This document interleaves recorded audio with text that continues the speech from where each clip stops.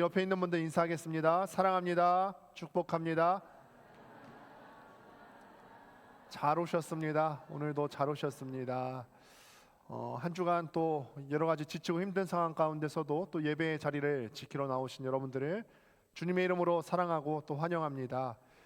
오늘 우리가 계속해서 예배 완성 시리즈를 계속해서 말씀을 통해서 접하고 있습니다. 우리의 삶이 예배가 되었으면 좋겠습니다. 한 시간, 이 한 주에 한 번 이 시간에 예배 드리는 것으로 끝나는 것이 아니라 예배당 문을 열고 나가서도 우리의 삶이 하나님 앞에 향내나는 예배로 드려질 수 있게 되기를 소망합니다. 오늘은 그 5번째 시간입니다. 홀드, 흔들릴 때일수록 약속의 말씀 꽉 붙잡기라는 제목으로 하나님 말씀 증거하겠습니다. 우리 지난 한 주간에 여러분의 삶이 어땠는지 궁금합니다. 여러분 삶이 각자 어떠셨습니까? 우리의 삶이 잔잔한 호수 같으셨어요? 아니면 작은 배를 뒤집어 삼킬 만한 파도가 휘몰아치는 거친 바다 같으셨습니까? 다른 사람 생각할 거 없습니다. 우리의 삶이 어땠는지를 돌아보시는 거예요. 호수 같으셨습니까? 거친 바다 같으셨습니까? 우리는 사실 이 주일에 모여서 매일 평안하기를 간구해요. 하나님, 우리 삶 가운데 평안이 있었으면 좋겠고 아무런 사건 사고가 없었으면 좋겠습니다. 주일에 우리가 평안을 간구하지만 막상 우리가 이 문을 열고 월요일 아침을 맞다 보면은 우리의 삶은 사실은 잔잔한 호수 같을 때보다 거친 파도가 휘몰아치는 아주 세찬 바다와 같을 때가 많음을 경험하게 됩니다. 내 마음대로 내 뜻대로 되지 않는 모든 환경 가운데서 뜬 눈으로 밤을 지새우기도 하고, 또 세상은 단 한순간도 우리를 가만히 두지 않고 요동치는 환경 가운데 우리의 삶을 밀어넣고 있다는 것을 우리가 많이 경험해요. 2024년의 4월에 대만에서 25년 만에 대지진이 일어났습니다. 진도 7.4의 대지진이 일어났어요.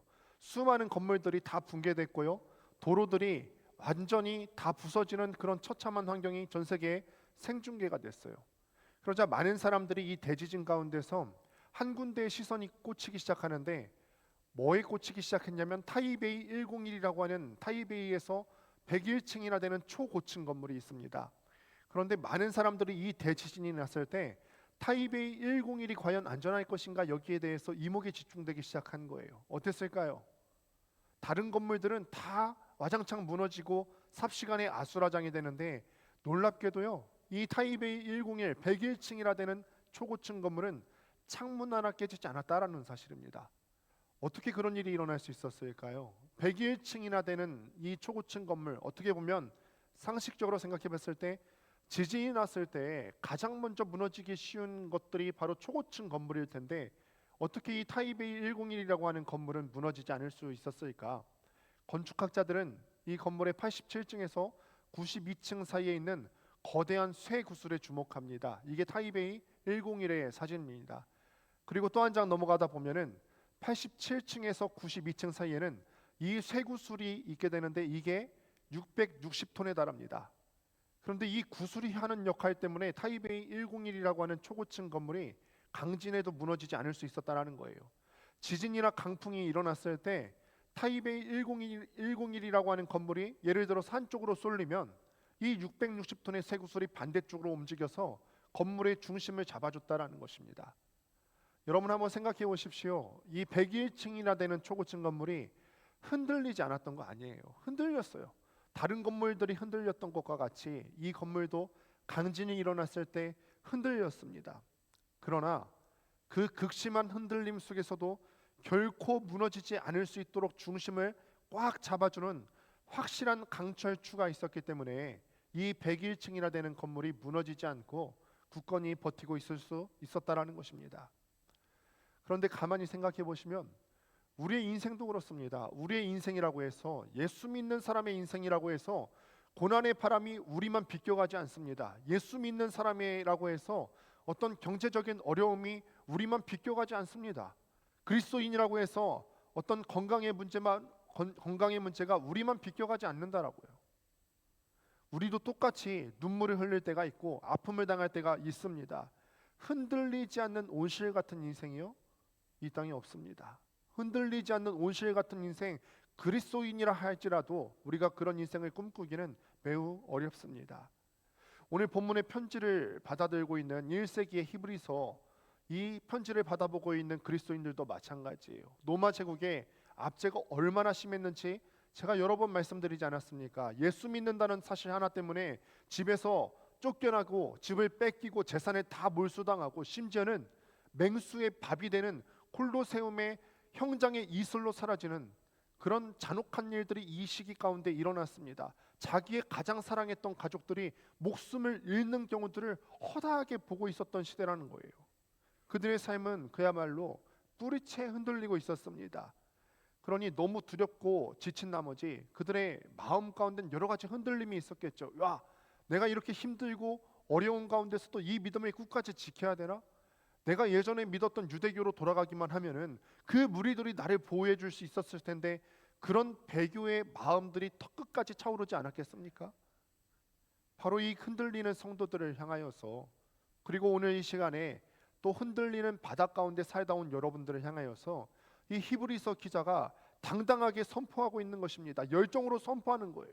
여러분, 이 상황에 흔들리지 마시기를 바랍니다. 흔들리는 바닥 가운데 여러분들 맡기지 마시기를 바랍니다. 감정을 의지하지 마시길 바랍니다. 흔들리는 감정은 믿을 만한 것이 못 됩니다.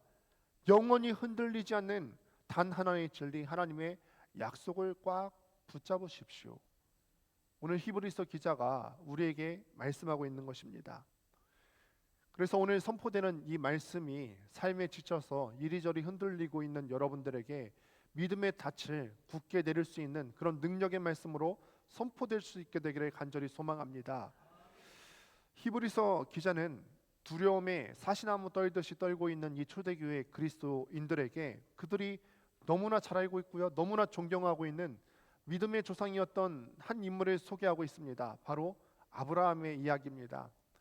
아브라함에게 하나님께서 어떻게 나타나셨죠? 창세기 12장에서 갈대아 우르에서 살고 있는 아브라함에게 하나님께서 나타나셔서 말씀하시죠. 너는 네가 살고 있는 본토 친척 고향 집을 떠나서 아비 집을 떠나서 내가 너에게 지시할 땅으로 가라.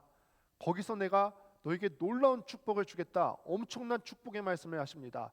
네가 자손을 낳을 건데 하늘의 별들같이 땅 바다의 모래같이 많은 자손을 낳을 것이고, 너에게 복을 주어서 너희 이름이 창대하게 해줄 것이고, 너희가 복의 통로가 될 것이다. 세상 모든 족속이 너로 말미암아 복을 얻을 것이다. 놀라운 축복의 말씀을 하십니다. 그래서 아브라함은 하나님께서 약속하시는 그 말씀 하나만 붙잡고 갔어요. 그 땅에 대해서 어디로 가라고 하신 그 땅에 대한 정보를 주신 것도 아니고, 그 땅에 대해서 미리 알고 있었던 것이 하나도 없음에도 불구하고, 그러나 그는 하나님께서 주시는 약속의 말씀 그거 하나만 붙들고 나아갔다라는 거예요. 그런데 여러분 한번 생각해 보세요. 아브라함이 그 땅에 대한 정보도 없고 믿은 것이라고는 딸랑 그거 하나거든요. 하나님께서 나에게 축복의 말씀 해주신 거 그거 하나 믿고 나아갔는데, 그 축복의 말씀이 바로 다음 날에 이루어졌습니까? 아니에요. 1년 뒤에요? 10년 뒤에? 안 이루어졌습니다. 하나님께서는 분명히 아브라함에게 많은 후손을 주시겠다 약속하셨고, 너에게 복을 주겠다고 약속하셨고, 너의 이름이 창대하게 해주겠다 약속하셨는데요, 1년이 지났는데 10년이 지났는데도 그 말씀이 이루어질 기미가 보이지 않는 거예요. 아브라함의 나이는 점점점 들어가기 시작하고, 사라의 나이도 생물학적으로는 아이를 낳을 수 없는 그런 지경에 이르렀습니다. 그렇게 늙어갔습니다. 하나님께서 분명히 많은 자손을 주겠다고 하셨는데 정작 그들의 두 손에는 정작 자신들이 이뻐해야 되는 한 명의 아이도 생겨나지 않는 것입니다. 얼마나 마음이 흔들렸을까. 아마 주변 사람들이 있었다면 그들을 손가락질했을 거예요. 이게 네가 믿는 하나님의 정체냐? 네가 믿는 하나님이 대체 어디 있느냐? 어쩌면은 이렇게 비웃었을 수도 있겠습니다. 그러니 아브라함도요, 자기의 마음이 얼마나 불안했으면은 실수하게 되죠. 어떤 실수를 하죠? 하나님께서 분명히 자손을 주시겠다고 했는데 시간이 지나도 자손이 생기지 않으니까 이미 살아는 경수가 끊겼어요. 생물학적으로 아이를 낳을 수 없는 환경에 이르르니까 그는 인간적인 방법으로 하갈을 통해서 이스마엘이라고 하는 아들을 낳습니다. 그런데 여러분, 그럼에도 불구하고 이 치명적인 실수를 저지른 아브라함이 훗날 위대한 믿음의 조상으로 남을 수 있었던 이유는 그의 위대함은 한 번도 흔들리지 않은 것에 있는 것이 아닙니다. 그의 진짜 위대함은요, 흔들렸어요. 그러나 흔들림 속에서도 다시 돌이켜서 하나님의 말씀을 붙잡은 데 있다라는 사실이에요. 그는 분명히 흔들려서 하갈을 통해서 이스마엘이라고 하는 아들을 낳았거든요. 그럼에도 불구하고 아브라함이 위대한 믿음의 조상으로 남을 수 있었던 이유는 흔들렸음에도 불구하고 다시 돌이켜서 하나님의 말씀을 붙잡았다라는 것입니다. 무려 25년이라고 하는 긴 시간이 흘렀습니다. 마침내 100세가 되어서야 기적적으로 그 아들 이삭을 품에 안게 되죠. 그런데 이게 끝이 아닙니다. 이번에 하나님께서 뭐라고 말씀하시죠? 그 품에 낳은 아들을 향해서 아브라함에게 말씀하시죠. 아브라함아, 내가 너에게 준 아들 이삭을 모리아 땅으로 가서 나에게 번제로 바쳐라. 그냥 바치라는 것도 아니라 각을 뜨고 다 산산이 그렇게 쪼개서 번제로 올려드리라, 이렇게 말씀하세요. 여러분, 이거 한번 생각해 보세요. 아브라함의 심정으로 한번 생각해 보세요.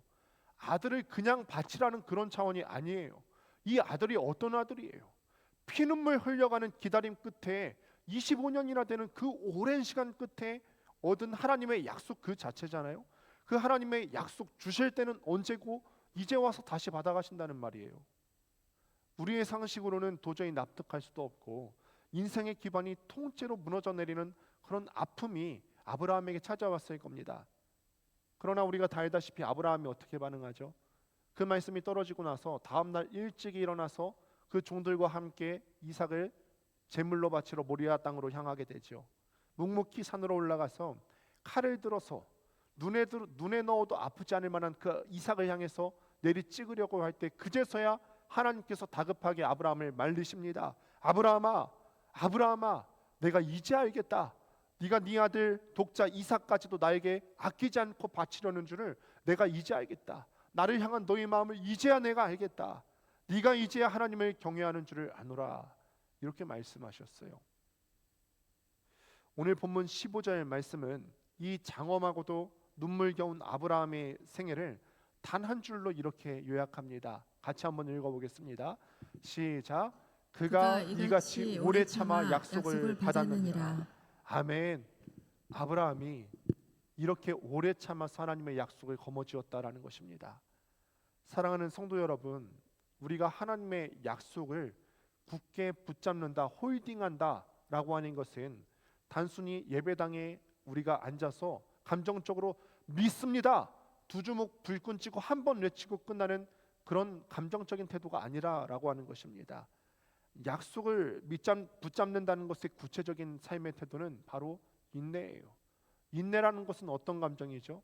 어떤 흔들리는 상황이 있어도 요동치지 않는 묵직한 태도가 바로 인내입니다. 내가 상황은 다 흔들리도 내가 하나님의 말씀을 굳게 붙잡겠습니다. 이 태도가 바로 인내입니다. 어떤 억울하고 절망적인 상황 가운데서도 섣불리 분노를 표출하거나 포기하지 않는 태도가 바로 인내입니다. 우리는 너무 조급해요. 세상의 원리가 지금 그렇게 되어가고 있어요. 우리의 상황이 지금 어떻죠? 스마트폰 터치 한 방이면은 내일 모레까지도 기다릴 수가 없습니다. 내일 당장 내가 주문한 물건이 새벽에 문 앞으로 배송돼야 직성이 풀리는 그런 시대에 살아가고 있지 않습니까? 하루만 늦춰져도 우리는 배송 조회를 해가면서 추적합니다. 마음이 너무너무 조급해요. 내가 오늘 하나님께 대한 태도도 그러지 않은지 한번 돌아볼 수 있었으면 좋겠습니다. 우리의 신앙 여정 가운데 아브라함과 같은 믿음의 인내가 있습니까? 우리가 어쩌면은 너무나 마음이 조급한 거 아닙니까? 하나님, 내가 오늘 작정 기도를 했으니 오늘 작정 기도를 했으니까 내일 당장 이루어 주옵소서. 내가 오늘 당장 남편을 위해서 기도했으니까 내일 당장 남편의 태도가 바뀌게 하시고 마음이 바뀌게 하여 주옵소서. 내가 오늘 당장 자녀를 위해서 기도했으니까 자녀가 내일 당장 돌아서게 하시고 내가 오늘 당장 우리의 경제적인 문제를 위해서 기도했으니까 내일 당장 우리의 통장 잔고가 해결되게 하시고 내가 오늘 당장 우리의 건강을 위해서 기도했으니까 내일 당장 우리가 건강을 되찾게 하옵소서. 우리는 우리의 시간표가 하나님의 시간표와 1분이라도 어긋나면 삐지고 조급해하고 심지어 하나님을 원망까지 하면서 은혜의 자리를 떠나려고 합니다. 그러나 여러분 잘 기억해 보십시오. 신앙의 위대한 거장들을 한번 돌이켜 보세요. 요셉을 한번 보세요. 요셉이 약속의 꿈을 꾸고도 13년 동안을 노예와 종살이로 허송세월했습니다. 모세를 한번 돌이켜 보시길 바랍니다. 40년 동안은 애굽의 왕자로 지냈지만 그 이후에 하나님께서 그를 다시 부르실 때까지 40년 동안 광야에서 이름 없는 목동으로 살았어요. 다윗을 한번 돌아보시길 바랍니다. 이스라엘의 왕으로 기름을 부었는데 이 사울의 미친 칼날에 휘둘려서 10년이 넘는 시간 동안 광야에서 도망자 신세로 살았다고요. 여러분 기억하시길 바랍니다. 하나님의 약속의 말씀이 내 마음 가운데 잉태되어서 출산하기까지는 반드시 침묵의 인내가 필요하다는 것을 기억할 수 있게 되기를 소망합니다. 여러분 당장 내 눈앞에 내 손앞에 뭔가 보이지 않고 잡히지 않아도 섣불리 포기하지 마시기를 바랍니다. 우리가 조급함을 내려놓으시고 흔들리는 그 자리에서도 묵묵히 약속의 말씀을 붙잡고 버티는 것이 이것이 진짜 믿음의 삶인 줄로 믿습니다. 그렇다면 여러분 우리가 무슨 수로 그 시간에 인내할 수 있겠습니까? 요셉이 13년을 기다렸어요. 모세가 40년을 버텼어요. 다윗이 광야 생활에서 10년이 넘는 시간 동안 도망자 신세로 살았어요. 그런데 하나님, 우리는 다윗도 아니고 우리는 요셉도 아니고 우리는 모세도 아닌걸요? 우리가 무슨 수로 이런 긴 시간에 버틸 수 있단 말입니까? 내가 무슨 굳은 의지력이 남들보다 뛰어나서 버틸 수 있겠습니까? 아니에요. 우리의 연약한 의지는 하루에도 12번씩이나 무너지고 바뀝니다. 우리가 끝까지 인내해서 약속을 붙들을 수 있는 이유는 내 안에 어떤 굳은 의지나 어떤 그런 심성적인 면이 있어서 그런 것이 아니라 밖에 붙잡을 만한 것이 있기 때문이라고 오늘 말씀이 기록하는 거예요. 오늘 다시 한번 17절과 18절 말씀을 같이 한번 좀 길어도 읽도록 하겠습니다. 시작. 하나님은 약속을 기업으로 받는 자들에게 그 뜻이 변하지 아니함을 충분히 나타내시려고 그 일을 맹세로 보증하셨나니 이는 하나님이 거짓말을 하실 수 없는 이 두 가지 변하지 못할 사실로 말미암아 앞에 있는 소망을 얻으려고 피난처를 찾은 우리에게 큰 안위를 받게 하려 하심이라. 아멘. 히브리서 기자가 우리가 흔들리는 상황 가운데서도 꽉 붙잡아야 되는 근거가 밖에 있다라고 해요. 밖에 있다. 거짓말을 하실 수 없는 두 가지 변하지 못할 사실을 우리가 붙잡아야 된다라고 했는데 말씀을 보니까 이 두 가지는 첫째는 하나님의 약속이고 둘째는 하나님의 맹세입니다. 하나님의 약속과 하나님의 맹세가 얼마나 확실한 것인지 아십니까? 여러분 고대 근동에서는 그 약속의 확실함을 보증하기 위해서 높은 사람의 이름을 붙들고 약속을 했습니다. 예를 들어서 자녀는 아버지 어머니의 이름을 걸고 약속하잖아요. 내가 우리 아빠 이름 걸고 맹세하면은 이거는 꼭 지켜야 되는 거예요. 왜냐하면 아빠가 달렸거든요. 엄마 이름이 달렸거든요. 그런데 하나님께서는요. 한번 창세기 15장에도 아브라함과 다시 한번 언약을 맺으시게 되는데 짐승을 꼭 쪼갭니다. 그런데 옛날 고대 근동에서는 어떤 제도가 있었냐면은 어떤 두 국가가 있어요. 그런데 약한 나라의 국가가 강한 나라의 국가 앞으로 쪼갠 짐승 사이를 걸어 들어가서 그 앞에서 머리를 조아립니다. 그러면서 이 맹세의 예표는 무엇이냐면 내가 만약에 당신 앞에서 조공을 바치는 것을 갑자기 그치거나 당신을 배반할 시에는 나를 이 쪼갠 짐승처럼 쪼개 놓으셔도 좋습니다. 내 생명을 걸고 맹세를 합니다. 이렇게 맹세하는 거예요. 그런데 창세기 15장 횃불 언약이라고 하는 장에 보면은 하나님께서 아브라함과 언약을 맺으시는데 짐승을 쪼개 놓으시고 그런데 놀랍게도 원래대로라면 약한 아브라함이 하나님 앞에 나와서 하나님 내가 하나님을 향한 충의를 저버리면은 나를 이 쪼갠 짐승처럼 내 생명을 거두어가도 좋습니다. 아브라함이 그 앞에 나아가야 되잖아요. 그런데 놀랍게도요. 창세기 15장 말씀을 보니까 하나님께서 아브라함을 잠재우시고 당신께서 그 앞으로 걸어 나가셔서 아브라함에게 맹세하시고 축복의 말씀을 주십니다. 그리고 그 맹세의 이름을 거는데 당신의 이름을 거세요. 왜냐하면 하나님께서는 높은 사람의 이름을 걸어야 되는데 천지 만물을 창조하시고 주관하시는 하나님 당신의 이름보다 높은 사람이 없기 때문에 당신의 이름을 걸고 아브라함에게 약속하신다는 거예요. 이게 무슨 뜻입니까? 나의 이름을 걸었으니까 이 약속은 절대 변하지 않을 거야. 내가 나의 이름을 걸고 너한테 맹세한다. 너는 복이 될 거야. 나의 이름을 걸고 아브라함 너한테 맹세한다. 너는 내가 약속한 대로 너에게 많은 후손을 줄 거야. 이거는 확실한 거야. 오늘 우리에게도 그렇게 말씀하신다는 거예요. 내 이름을 걸고 내 모든 영광을 걸고 내가 너를 반드시 구해줄 거야. 너의 흔들리는 모든 상황 가운데서도 내 이름 걸고 약속할게. 내 이름 걸고 약속할 테니까 나를 좀 믿고 따라와 주면 안 되겠니? 하나님이 영원한 보증수표에 도장을 꽝 찍으신 것입니다. 최근 몇 년 동안 대한민국을 뜨겁게 달군 이슈 중 하나가 바로 주식과 또 투자 열풍입니다.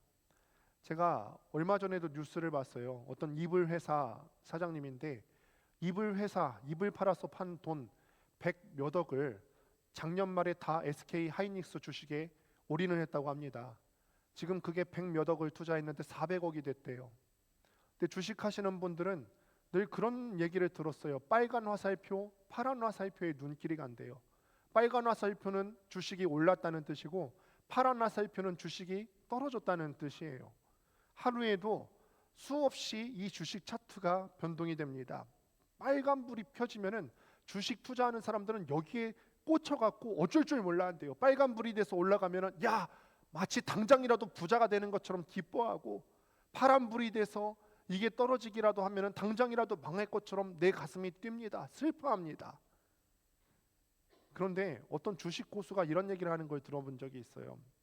그 기업의 진짜 본질적인 가치를 아는 사람은 빨간 화살표가 뜨든 파란 화살표가 뜨든 아랑곳하지 않고 그 회사의 본질적인 가치에만 투자를 한다. 묵묵히 버티면서 나는 지금 당장 오르거나 내려도 어쨌거나 꽉 잡고 홀딩한다. 버틴다라는 거예요. 눈에 보이는 상황이 아니라 본질적 가치에 대한 확신이 있기 때문에 이 사람이 그렇게 버틴다라는 것입니다. 여러분, 우리 눈앞에 보이는 상황이 바로 이 폭락장 같습니까? 파란불 같고 계속 떨어져 나가는 것 같습니까? 내 안에 불안과 염려가 막 폭풍처럼 휘몰아칠 때가 있습니까? 그때 어떤 내 알량한 감정이나 혹은 종이장처럼 흔들리는 인맥과 통장 잔고를 붙들려고 하지 마시고, 결단코 시건치 않으신다라고 하는 말은 한 입 갖고 두 말 한다는 뜻인데, 한 입 갖고 두 말하지 않으시고 거짓말하지 않으시는 그 신실하신 성품과 맹세하는 그 하나님의 신실하심을 우리가 붙들고 나아갈 수 있었으면 좋겠습니다. 우리가 이제는 오늘 설교의 절정이자 히브리서 전체를 관통하는 가장 영광스럽고 위대한 진리를 선포합니다. 하나님의 약속과 맹세는 그저 성경책 안에 있는 활자나 추상적인 철학이 아니라 그 약속과 맹세가 살과 피를 입고 이 땅에 오신 결정체가 있습니다. 바로 예수 그리스도예요. 19절과 20절 말씀을 가슴에 다시 한번 깊이 새기며 읽어보도록 하겠습니다. 함께 읽습니다. 시작. 우리가 이 소망을 가지고 있는 것은 영혼의 닷 같아서 튼튼하고 견고하여 휘장 안에 들어가나니, 그리로 앞서가신 예수께서 멜기세덱의 반차를 따라 영원히 대제사장이 되어 우리를 위하여 들어가셨느니라. 아멘. 19절은 우리의 소망을 영혼의 닷이라고 비유합니다. 고대 시대에 목숨을 걸고 바다를 항해하는 사람들에게 이 닷은 구원의 궁극적인 상징입니다. 바다에 나갔어요. 그런데 바람이 막 불어와요. 그런데 이 바다가 이리저리 휩쓸리다가 파손하지 않기 위해서는 무거운 쇳덩이 닷을 바다에 깊이 내려서 고정시키는 방법이 있었습니다. 이 바다에 닷을 깊게 내려서 고정만 시키면은 바람이 아무리 불어와도 이 파도에 이리저리 휩쓸리지 않고 파손을 면할 수가 있었어요. 그런데 히브리서 기자가 놀랍게도 우리의 영혼을 지켜주는 이 닷이 어두운 바다 밑바닥이 아니라 저 높고 가장 위대한 곳, 거룩한 곳, 하늘 성소의 휘장 안에 우리의 영혼의 닷이 있다, 이렇게 얘기를 합니다. 여러분, 구약 시대의 휘장은요, 하나님의 임재를 상징하는 언약궤가 있는 지성소와 성소를 가로막는 아주 두꺼운 휘장이 있었어요. 죄인인 인간은 이 휘장을 넘어서서 하나님의 임재가 있는 지성소 안으로 함부로 들어갈 수가 없었습니다. 그런데 복음이 무엇입니까? 오늘 20절 말씀을 보니까 우리 주님께서를, 예수님을 가리켜서 성경 기자가 기록하기를 우리를 위하여 앞서가신 분이라고 기록해요. 우리를 위하여 앞서가신 분. 여기서 이제 앞서가다라고 하는 히브리어 헬라어 단어가 프로드로모스라고 하는 단어가 쓰여지게 되는데, 정확하게 이 단어입니다. 우리가 마라톤을 뛰다 보면은 마라톤 주자가 뛰다가 너무 힘들어 포기할 수 있으니까 그 페이스를 유지하기 위한 페이스메이커가 있잖아요. 그 페이스메이커가 바로 프로드로모스, 앞서가신 분이라고 하는 단어와 똑같은 의미의 단어입니다. 예수 그리스도께서 십자가에 피 흘리심으로써 그 굳게 닫혀 있었던, 돌아가실 그때 지성소와 성소를 맡고 있었던 휘장이 위에서부터 아래로 쫙 갈라졌습니다. 찢어졌습니다. 그리고 예수님께서 친히 대제사장이 되어 주셔서 우리를 위해서 그 지성소 안으로 먼저 들어가셨어요. 마라톤 풀코스를 뛰다 보면은 마라톤 선수들도 언젠가 제가 수요 성령 집회 때 말씀드린 바가 있는데, 숨이 꼴까닥 넘어갈 것 같은 4점 데드 포인트가 오게 됩니다. 포기하고 싶고 금방이라도 숨이 멎어버릴 것만 같고 다리에 경련이 일어나는 것 같고 더 이상 한 발자국도 뛰지 못할 것 같아요. 그때 이 러너들이 이 고비를 넘어설 수 있는 유일한 방법은 욱신거리는 내 다리에 집중하는 것이 아니라, 야, 이 다리가 얼마나 더 버틸 수 있을까? 와, 내 심장이 얼마나 더 뛸 수 있을까? 얼마나 더 버텨줄 수 있을까? 내 육신의 상황에 집중하는 것이 아니라 내 앞에서 나를 위해서 묵묵히 달려주는 페이스메이커의 뒷모습에 내 시선을 고정하고 따라갈 때 기적처럼 다시 호흡이 트이게 됨을 경험하게 된다라고 합니다. 사랑하는 성도 여러분, 지금 우리 삶은 어떻습니까? 세찬 파도 때문에 우리의 삶도 숨이 턱 끝까지 차오르십니까? 그렇다면 우리의 시선을 내 연약한 의지력이나 텅 빈 지갑에 우리의 시선을 두지 마시길 바랍니다. 휘장 안으로 앞서 들어가신 페이스메이커가 되시는 예수 그리스도의 뒷모습에 우리의 시선이 고정되어 있었으면 좋겠습니다. 우리의 영혼의 밧줄을 앞서 들어가신 예수님께 단단하게 걸어 채우실 수 있는 여러분들 되시기를 소망합니다. 우리의 닻이 저 하늘 지성소에 굳게 걸어잠겨 있는 한 저와 여러분의 인생은 결코 무너지지 않습니다. 말씀을 맺습니다. 우리 내일 아침 또 당장 험난한 세상 곁으로 우리가 한 걸음 한 걸음을 또 내딛게 될 것입니다. 이 말씀을 이제는 우리가 구체적으로 살아내야 됩니다. 이번 한 주간 우리의 현장에서 실천할 수 있는 두 가지 영적인 실천 지침들을 제공하려고 합니다. 먼저로는 매일 영혼의 닷 5분 정박 훈련을 실천할 수 있었으면 좋겠습니다. 이겁니다. 요즘 우리가 계속해서 하는 게 잠깐 멈춤이잖아요. 감정을 잠깐 멈추시고 생각하는 걸 잠깐 멈추시고 불안한 생각들을 잠깐 멈추시는 거예요. 직장 가운데 다시 한번 나의 감정을 요동치게 만드는 상사의 말이나 스트레스가 막 닥쳐올 때, 가정에서 재정 문제로 두려움이 파도처럼 밀려올 때 하던 일을 잠깐 멈추시고 5분 동안 눈을 감으시고 오늘 본문 19절 말씀을 소리내어 선포하십시오. 내 영혼의 닻은 이 흔들리는 세상이 아니라 하늘 지성소에 계신 예수 그리스도께 단단히 채워져 있다. 이 말씀을 선포하며 나갈 수 있게 되기를 소망합니다. 감정의 통제권을 내려놓으시고 하나님께 닻을 내리는 이 5분의 멈춤이 한 주간의 여러분의 영혼을 지킬 것입니다. 두 번째로는 홀드 문자로 공동체의 밧줄을 서로 엮어주십시오. 흔들림의 고통은 혼자 외롭게 버틴다고 해결될 수 있는 거 아닙니다. 마음이 무너져 내릴 것 같은데 쓸데없는 자존심을 십자가에 다 버리십시오. 구역 식구들이나 친한 믿음의 동역자들에게 용기 내서 연락하십시오. 집사님, 오늘 내 마음이 이렇게 흔들리지만 내 약속의 말씀을 내가 꽉 붙잡을 테니까 나를 위해 기도해 주십시오. 구역 단톡방에도 올리시고 솔직한 자기의 심정을 토로하시고 저한테도 연락해 주시고, 목사님 기도해 주세요. 제 핸드폰으로도 연락해 주십시오. 문자를 받은 분들은 또 즉각적으로 기도로 동역해 줄 수 있게 되기를 바랍니다. 이렇게 우리가 서로의 영혼이 결탁되고 또 엮어질 때 강력한 은혜의 공동체가 세워지게 될 줄로 믿습니다. 이 두 가지를 꼭 실천하십시오. 이 두 가지가 흔들리는 바다 같은 이 세상 가운데서 우리의 영혼을 지켜줄 줄로 믿습니다. 하나님은 결코 거짓말하지 않으십니다. 자기 존재 전부를 걸고 우리에게 약속을 주시지 않았습니까? 세상 그 무엇보다 높으신 하나님 당신의 이름을 걸고 우리에게 약속해 주지 않으셨습니까? 이번 한 주도 우리가 세상의 파도를 거뜬히 타고 이겨넘어 나갈 수 있는 여러분들 되시기를 주님의 이름으로 간절히 축원합니다. 우리 이 시간에 함께